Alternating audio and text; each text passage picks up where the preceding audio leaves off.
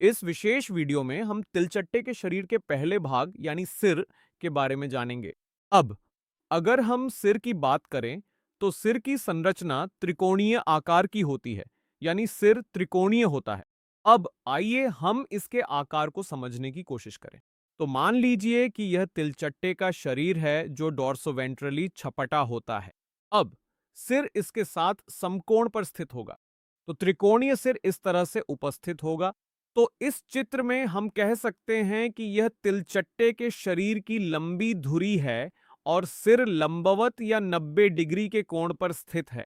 इसीलिए कहा जाता है कि सिर शरीर की लंबी धुरी के समकोण पर आगे की ओर स्थित होता है।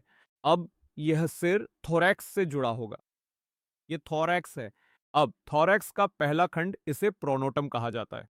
तो प्रोनोटम में एक छोटी गर्दन होगी जो बाहर की ओर निकलेगी और सिर इस गर्दन की मदद से प्रोनोटम से जुड़ा होगा। अब यह गर्दन बहुत अधिक गतिशील होती है, इसलिए तिलचट्टा अपना सिर सभी दिशाओं में घुमा सकता है। यह सिर को सभी दिशाओं में घुमाने की क्षमता देता है। तो यहां ध्यान देने वाली बात यह है कि गर्दन सिर का हिस्सा नहीं है।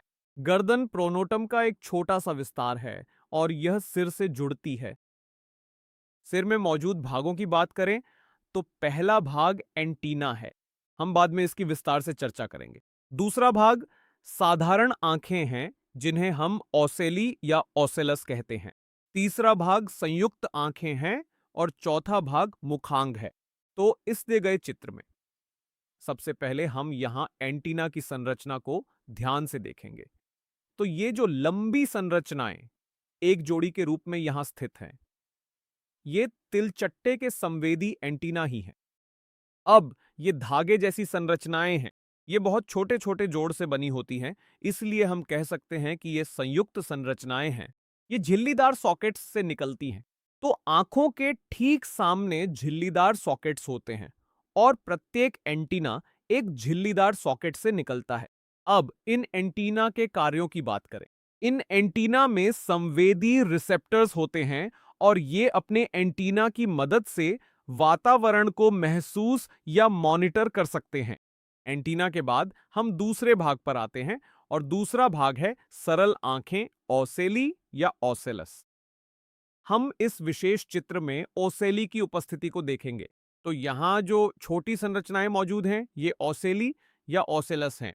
तो ये प्रकाश संवेदी अंग हैं, लेकिन सरल आंखों की मदद से छवि नहीं बनेगी, क्योंकि छवि यौगिक आंखों से बनेगी, जिसे हम एक अलग वीडियो में देखेंगे।